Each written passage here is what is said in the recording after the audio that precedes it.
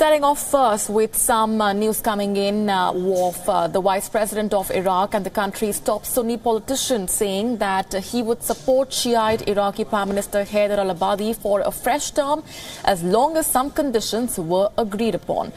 Osama al-Nujaifi has said that if Abadi can bring Shiite militias under state control and balance relations with other countries, he would back up the Prime Minister for a second term.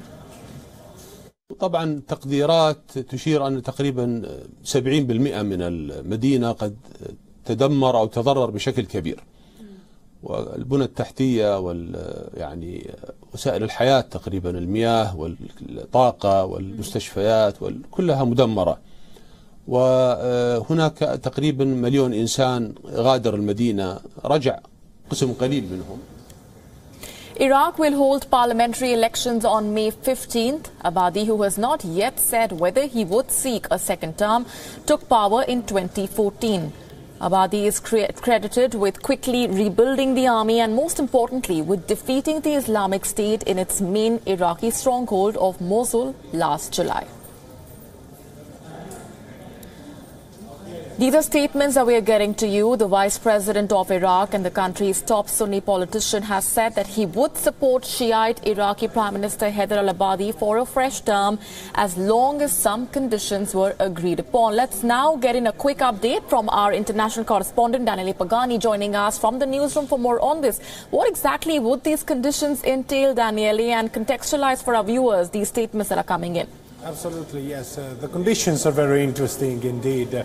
First of all, we have to say that an endorsement coming from the Vice President, who's a Sunni, for the Prime Minister, who's a Shia, is very important in Iraq. One of the conditions is absolutely important, and it's regarding these Shia militias. We often call them Popular Mobilization Forces or Popular Mobilization Units. Tens of thousands of militiamen who are currently not under control of the regular army. We are talking about men with weapons, all sorts of weapons, even heavy weapons, tanks for that matter.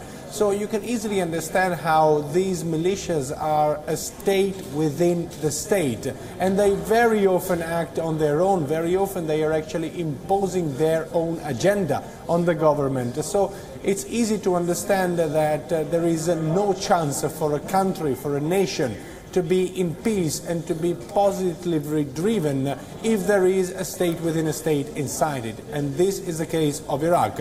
Therefore, the Vice President said, if and only if the current Prime Minister manages this militia, can put these militias underneath his control or the control of the army, then he will support him, and this endorsement means the endorsement of a large section of the Sunni population of Iraq. If that support does come in, Daniele, if those conditions are agreed upon, and what is the likelihood first of those conditions being agreed upon, but if that support does come in, how exactly would that change the dynamics of the region? It will change the dynamic of the country of Iraq because Prime Minister Haider Al-Abadi, who's a Shia Muslim and now enjoys a large support. He enjoys support because he is actually the man who won against the Islamic State, this at least in the public mindset. He is the man who brought back the Kurds to discipline, who brought back the oil fields in Kirkuk under his authority and under federal authority. Now he's a sort of an icon of the united Iraq. Therefore, he is already pretty popular. If he also receives an endorsement by the Vice President, who's the leader of an enormous Sunni coalition and therefore holds his control on an enormous vote bank, obviously in the election in May 2015, Haider Al-Abadi stands a lot of chances to win.